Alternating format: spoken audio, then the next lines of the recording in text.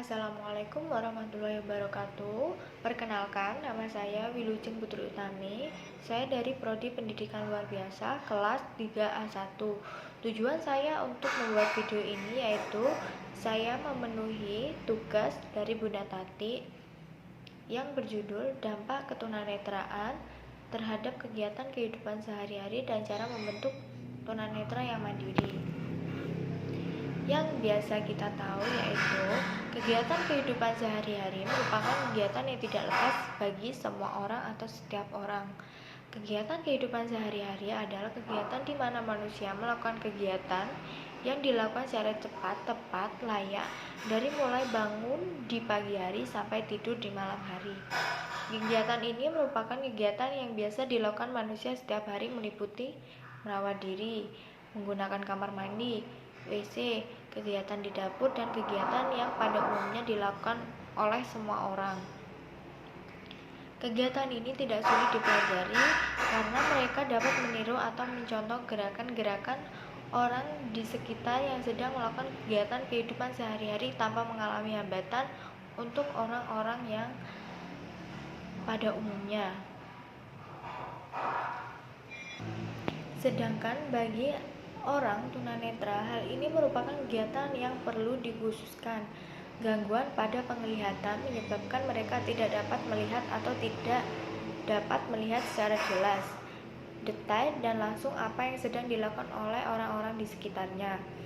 Hal ini menyebabkan kegiatan kehidupan sehari-hari orang tunanetra mengalami kehambatan. Ada 3 hal keterampilan dalam kehidupan sehari-hari, antara lainnya yaitu 1. Keterampilan merawat dan menolong diri sendiri. Yang kedua, keterampilan kerumah tanggaan. Dan yang ketiga, keterampilan bergaul dan berkomunikasi. Untuk dapat melakukan semua kegiatan yang biasa dilakukan setiap harinya dengan mudah, cepat, layak, dan tepat, anak tunanetra perlu dilatih secara bertahap, kontinu, dan sungguh-sungguh. Pelaksanaan program yang tepat dari pembimbing akan membuat anak tunanetra mandiri.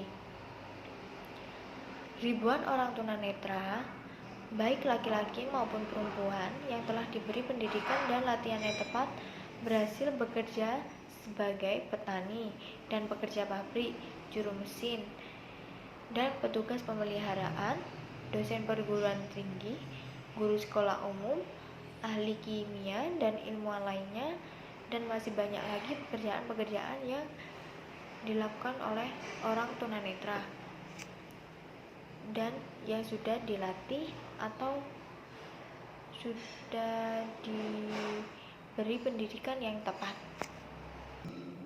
Perlu dipahami bahwa kata tepat di dalam kebenaran fundamental tersebut di atas merupakan konsep operatif. Pendidikan atau latihan secara tepat adalah kombinasi antara sebagai teknik pendidikan atau pelatihan yang memberdayakan pendidikan atau pelatihan dan memungkinkan orang tunanetra pada umumnya untuk menjadi benar-benar mandiri dan swasembada. Dengan kata lain, seorang tunanetra akan berhasil mencapai kemandirian bila dia memperoleh pendidikan dan latihan yang tepat. Seorang dikatakan mandiri jika memiliki ciri-ciri sebagai berikut. Yang pertama, dapat mengenal diri sendiri dan lingkungan secara objektif. Yang kedua, dapat menerima diri dan lingkungan secara positif dan dinamis. Yang ketiga, mampu membuat keputusan tentang dirinya sendiri dan lingkungan secara tepat. Yang keempat, mengarahkan dirinya sesuai dengan kemampuan yang dimiliki. Yang kelima, dapat mewujudkan dirinya sendiri. Dan juga setiap orang tunanetra untuk dapat benar-benar mandiri, maka sekolah dan pusat rehabilitasi bagi tunanetra harus berusaha memasukkan resep. Ada 4 resep sebagai bagian yang integral dari program pendidikan atau latihannya. Yang pertama yaitu orang tunanetra harus menyadari baik secara intelektual maupun emosional bahwa dirinya benar-benar dapat mandiri dan swasembada. Yang kedua, orang tunanetra harus benar-benar belajar untuk menguasai keterampilan-keterampilan khusus teknik-teknik alternatif yang akan memungkinkan untuk benar-benar mandiri dan swasembada. Yang ketiga, orang tunanetra harus belajar mengatasi sikap negatif masyarakat terhadap ketunanetraan, hal-hal yang tidak menyenangkan yang mungkin dikatakan atau dilakukan orang terhadap dirinya akibat kesalahpahaman dan miskonsepsi mereka mengenai ketunanetraan. Yang keempat, orang ketunanetraan harus belajar tampil wajar dalam pergaulan sosial. Oleh karena itu, kemandirian merupakan kemampuan yang harus dimiliki oleh semua orang. Demikian pula bagi seseorang tunanetra, kemandirian merupakan hal yang sangat penting yang harus dikuasai sebagaimana orang normal pada umumnya. Kemandirian yang harus dimiliki oleh ketunanetraan yaitu: 1. Orang tunanetra dapat mempertahankan kehidupannya di masyarakat secara wajar. Yang kedua, keterampilan memelihara ciri personal cara yaitu kebiasaan sehari-hari meliputi kebiasaan pribadi, menata rumah tangga. Dan yang ketiga, keterampilan hubungan antara pribadi. Yang keempat, keterampilan yang berhubungan dengan pekerjaan, yang seperti aturan dasar dalam bekerja dan tingkah laku dalam bekerja. Dan juga ada definisi peristilahan. Yang pertama, pembimbing.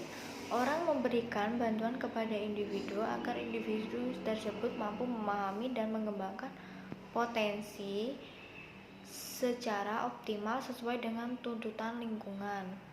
Yang kedua, kemandirian adalah aktivitas perilaku yang terarah pada diri sendiri dan tidak mengharapkan pengarahan dari orang lain dan mencoba memecahkan dan menyelesaikan masalah sendiri tanpa minta bantuan kepada orang lain.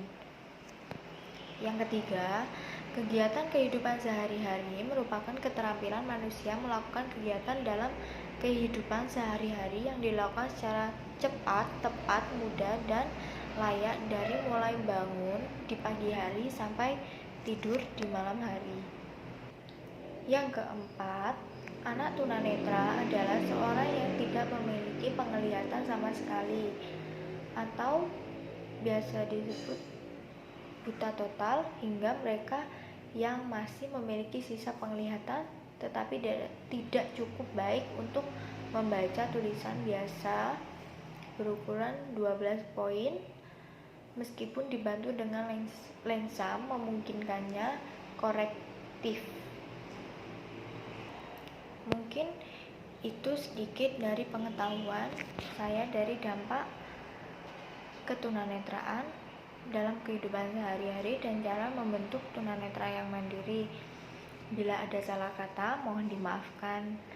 Wassalamualaikum warahmatullahi wabarakatuh.